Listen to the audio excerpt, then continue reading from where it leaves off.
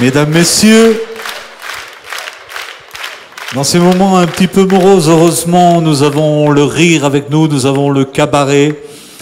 Et celle que Michel Thor a choisie, c'est son coup de cœur, elle est 100% marseillaise. Je vous demande d'applaudir très très très fort Ziz.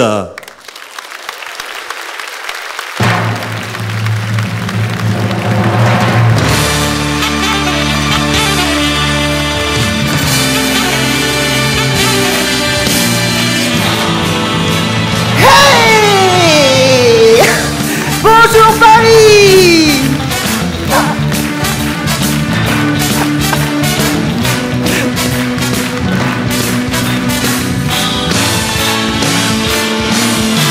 Allez!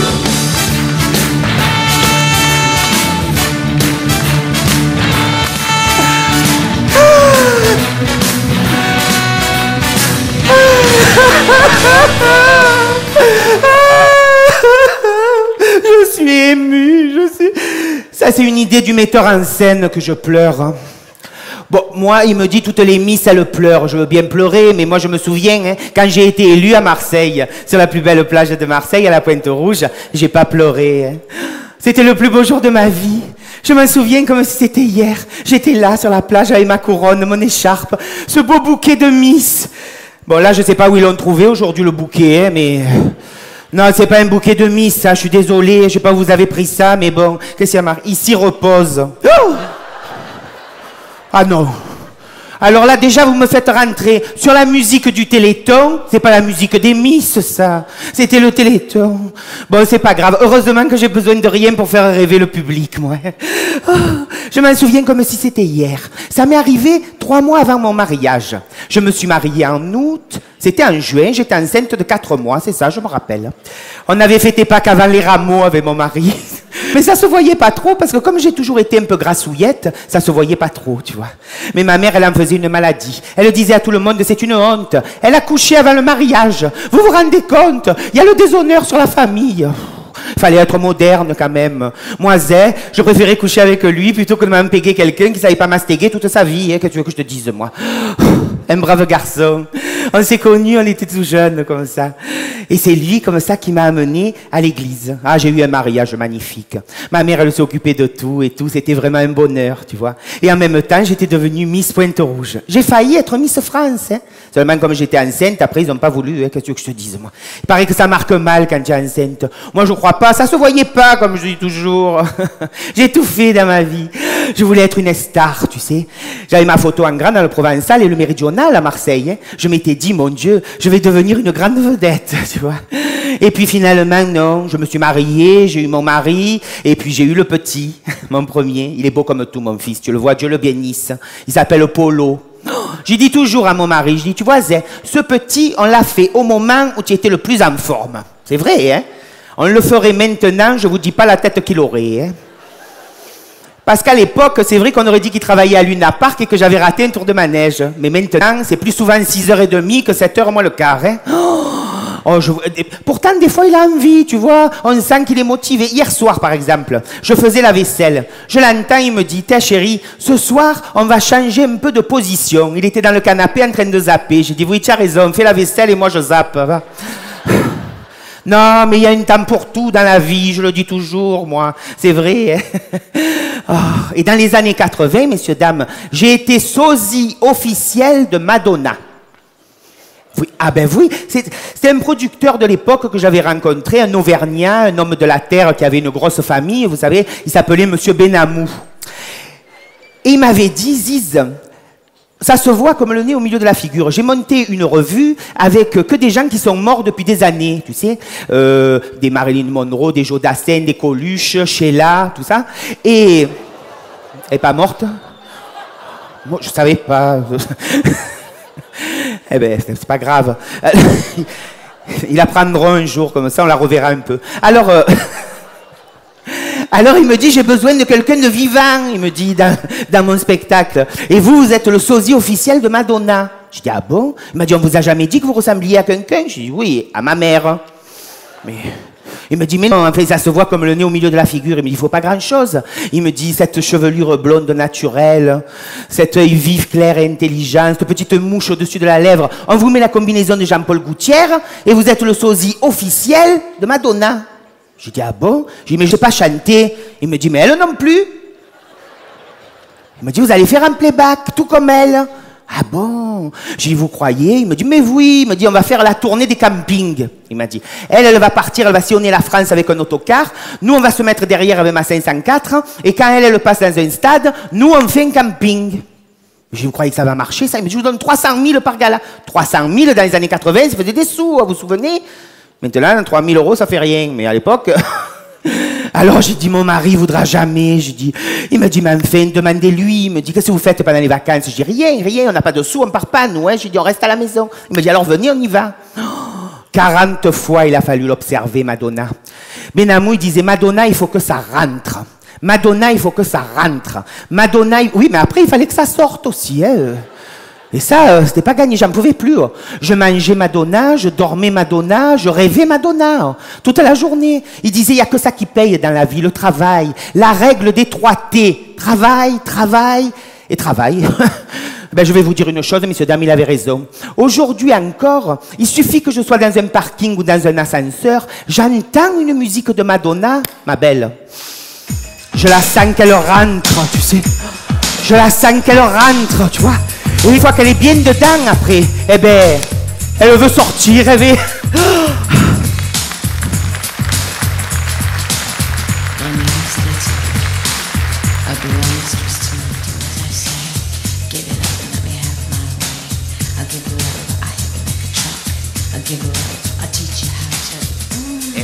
What are you looking at?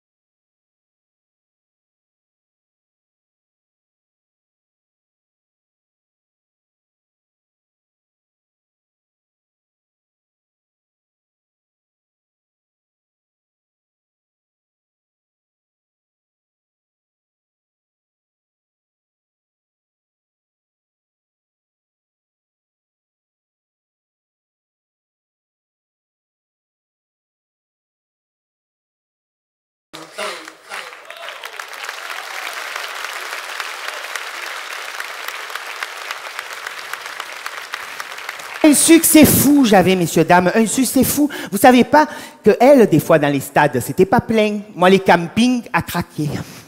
Un monde. Les gens, ils étaient contents. Ils m'adoraient, tu vois. Parce que moi, quand le concert, il était fini, je faisais pas comme elle. Madame, elle prenait la limousine, l'hélicoptère, elle se cassait. Moi, je restais à boire du rosé dans les caravanes avec tout le monde jusqu'à 4 heures du matin. Non, mais les gens, ils payent pour venir te voir. Faut pas les prendre pour des couillons, tu vois. Moi, je voyais toujours que dans la salle, il y avait un homme, il était là, il me regardait. On sentait qu'il avait, comment dire, l'œil en érection, tu sais.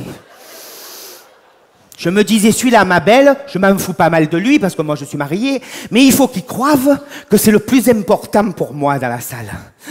Alors, j'avais décidé d'y faire un cadeau. Un cadeau, quelque chose de personnel, tu vois. Je me suis dit, celui-là, il va repartir avec un trophée. C'est moi que j'ai eu l'idée de la culotte.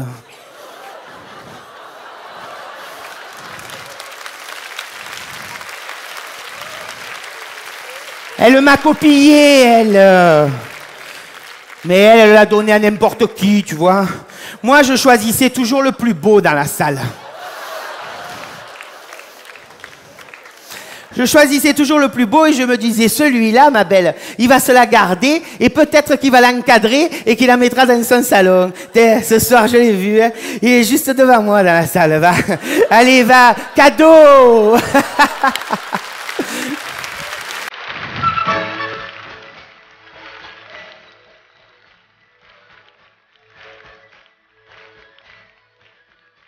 Voici l'estragon et la belle échalote, nos jolis poissons de la Marie-Charlotte pour les tout pas vrais.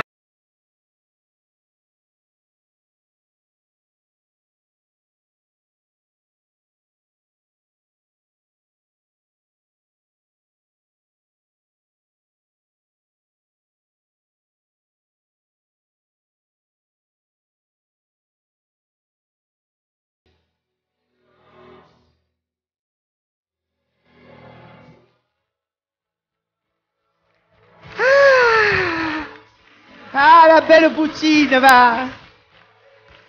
Ah, moi je suis d'un quartier à Marseille que pendant des années on a été considéré zone sinistrée.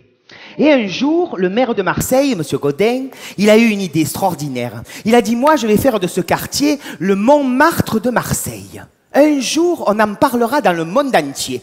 Alors tout le monde disait que c'était un fada, que jamais il y arriverait, que de Montmartre, il n'y en avait qu'un dans le monde. Et lui, il avait une idée. Il a trouvé des gens qui ont écrit un feuilleton que soi-disant il se passe dans notre quartier, alors qu'ils ne sont jamais venus tourner chez nous, mais bon.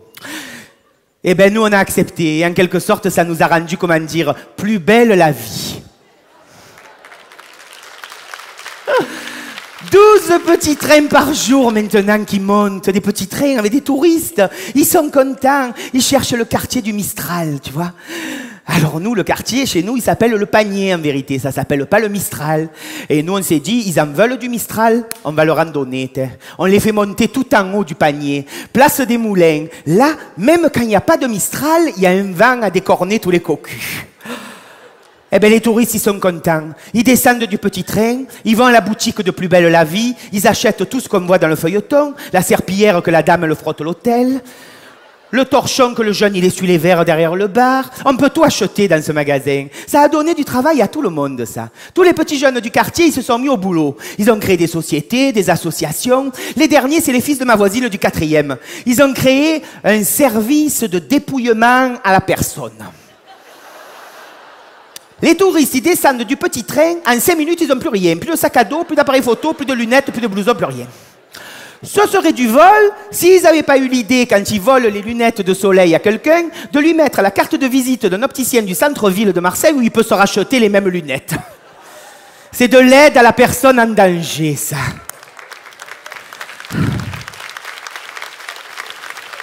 Et tout ça grâce à qui ? Grâce à celui qui a été élu il y a 18 ans. On l'adore à Marseille, on le vénère et on revote pour lui à chaque fois. On l'appelle pas Jean-Claude ni Monsieur Gaudin, nous on l'appelle Indiana Gaudin, notre sauveur. C'est grâce à lui que tout a changé. C'est un homme qui tient ses promesses. Il arrive au quartier là pour présenter les vœux l'autre jour. Il descend de sa voiture, il est beau comme tout, moitié Capitaine Igloo, moitié Papy Brossard. Il descend, il nous fait « Comment allez-vous? Vous allez bien? Comment allez-vous ?» On l'adore. Et c'est un homme qui tient ses promesses. Il y a 18 ans, quand il a été élu, il a dit « Moi, je vais rendre le Vieux-Port aux Marseillais. » Eh bien, il nous l'a rendu. Il y a 18 ans qu'il a dit ça. Il nous l'a rendu il y a 6 mois, le Vieux-Port. Des travaux pharaoniques ont été faits. On est la seule ville au monde, messieurs, dames, que pour voir la mer au port, on n'est pas obligé de se pencher. Il a mis un miroir sur le Vieux-Port et on regarde la mer en l'air. Après avoir eu la sardine qui a bouché le port, on a la mer en l'air à Marseille maintenant. Je vous jure, c'est un homme qui est merveilleux, on l'adore, vous savez. Et pour pas que les gens ils se garent sur notre beau vieux port, qu'est-ce qu'il a fait? Il a mis des bites partout. Et comme il sait qu'à Marseille, dès qu'il y a une chose de nouveau, on le fauche, il n'a pas mis des petites bitounes de 15. Il a mis des bitasses de 40. Que lève-toi de devant et tu vas en faucher une. C'est un homme qui s'y connaît, tu vois.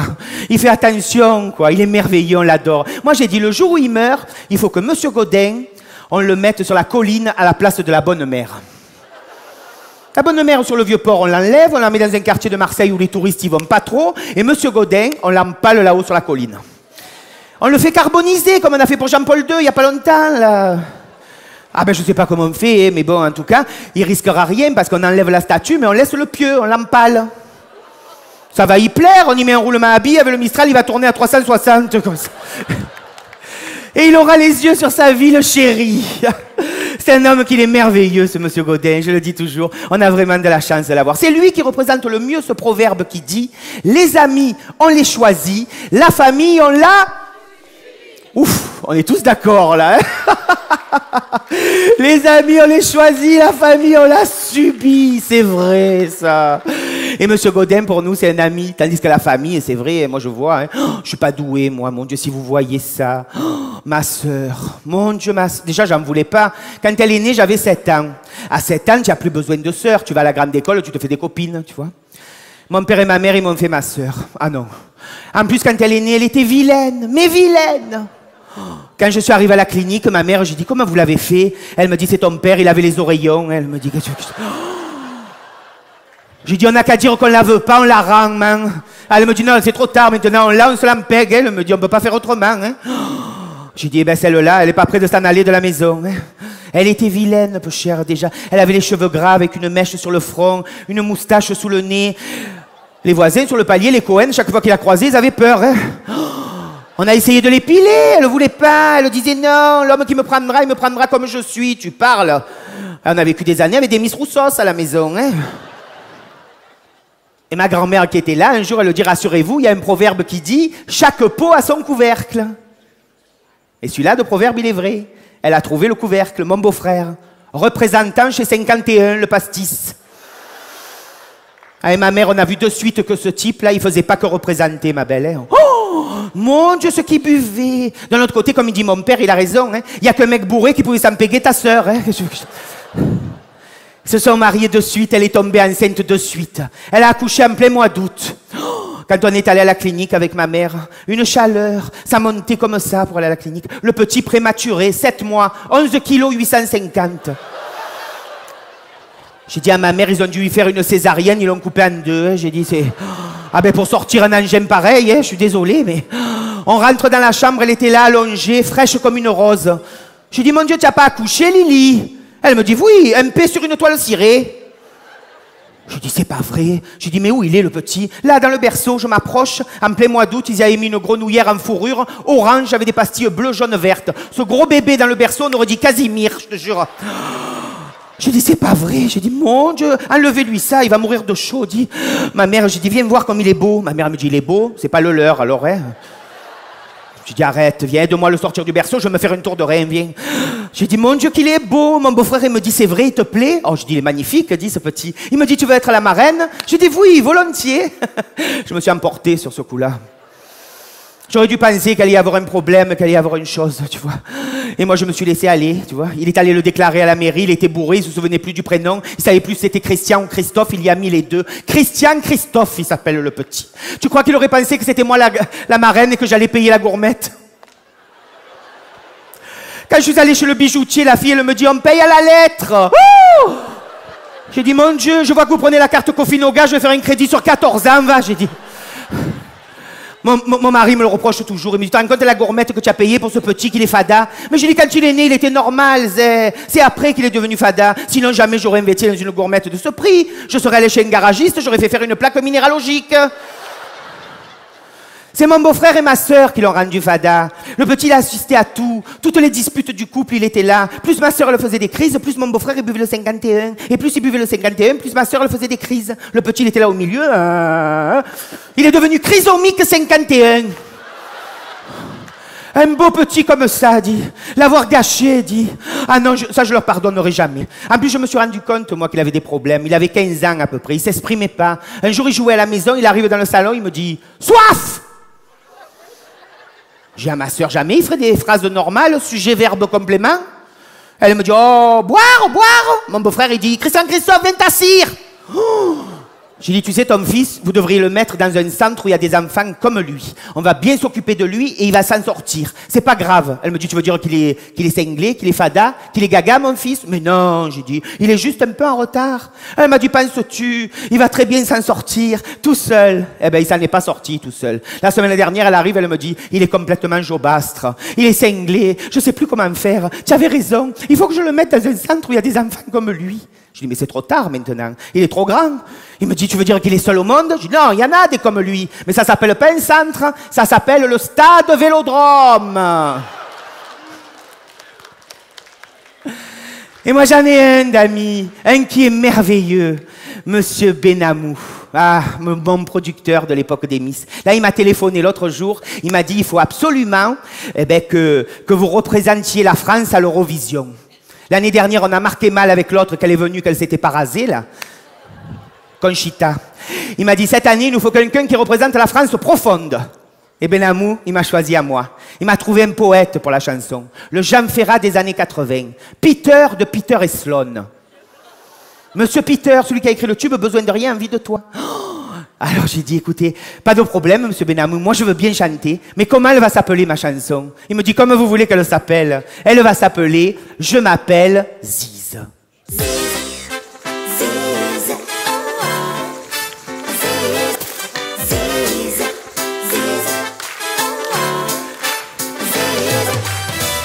suis né en plein cœur du panier. J'ai gardé l'accent de mon quartier. Dès que je chante ou que je parle, on m'entend de Saint-Charles. Enfin couillon, je suis pas cadole, hein, mais j'ai du style, ah ça oui ma parole. Et du vieux port jusqu'au marché, tout le monde me connaît. Oh Ziz, je m'appelle Ziz. Je suis la star de mon quartier et tout le monde me connaît. Wow, wow, wow, Ziz. Faut pas chercher la Ziz. Faut pas chercher la zizanie. La Canebière jusqu'à Paris.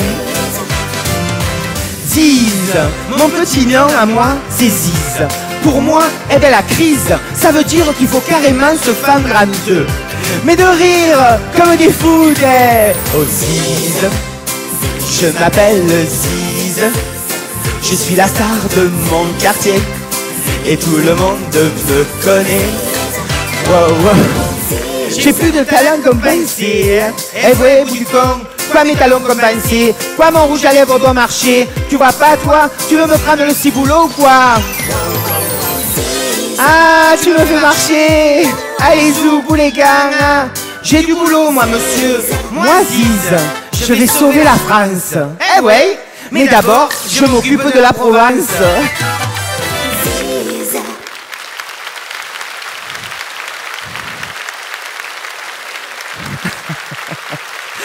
Merci beaucoup. Merci infiniment pour votre accueil. Merci. Merci beaucoup.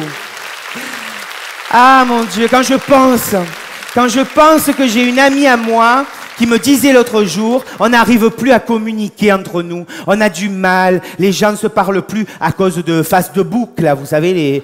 Voilà, j'y suis, moi, hein, vous tapez Ziz du panier, je vous réponds, j'ai que ça à faire. Hein, y a pas... On va être copines maintenant. Eh bien, ma collègue, elle est partie vivre dans un autre quartier de Marseille. On ne se voit plus. Avant, elle me gonflait tous les jours, tu vois. Et là, ben, du jour au lendemain, elle n'a plus personne. Alors, elle va voir un docteur. Elle s'allonge et elle lui raconte tout ce qui ne va pas. Elle doit bien le gonfler au docteur, hein, je te le dis, moi. Hein, parce qu'alors, à moi, elle me gonflait. Hein. Et en partant, elle lui donne 80 €. Je lui dis, tu te rends compte de ce que tu me dois depuis des années, dit. Elle m'a dit, et toi aussi tu me parlais? J'ai dit, oui, bien sûr. Elle me dit, comme tu fais maintenant? J'ai dit, moi, j'ai trouvé une solution. Je vais au théâtre, je raconte ma vie, et c'est les gens qui payent.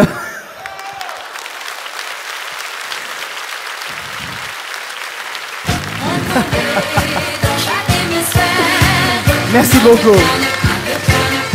Merci infiniment. Merci beaucoup. Merci. Merci, merci beaucoup. Je vous souhaite un excellent après-midi en compagnie de la plus belle voix française, Mademoiselle Michel Thor. Merci beaucoup. Merci.